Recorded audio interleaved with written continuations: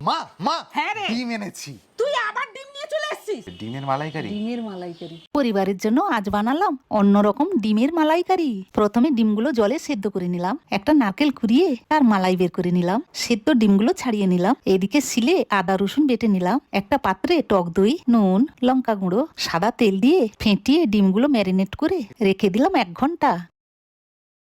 একটা কড়াইতে তেল দিয়ে পেঁয়াজ কুচি, টমেটো কুচি, কাঁচা লঙ্কা, কাজু বাদাম, 4 মগজ ভালোভাবে ভেজে মিক্সিতে পেস্ট করে নিলাম। ম্যারিনেট করা ডিমগুলো তেলে হালকা করে ভেজে নিলাম। আবারও কড়াইতে তেল দিয়ে আদা বাটা, রসুন বাটা, ধনে গুঁড়ো, হলুদ গুঁড়ো, লঙ্কা গুঁড়ো, নুন, ভাজা মশলার পেস্ট দিয়ে ভেজে নারকেলের মালাই দিয়ে ভাজা ডিমগুলো দিয়ে চিনি দিয়ে 10 মিনিট ফুটিয়ে শেষে গরম মশলা এবং ফ্রেশ ক্রিম দিয়ে পরিবেশন করব। বাবুরে চলাই। এবার তৃপ্তি ভরে খান সপরিবারে মিলে এই সুস্বাদু ডিমের মালাইকারি। দারুন।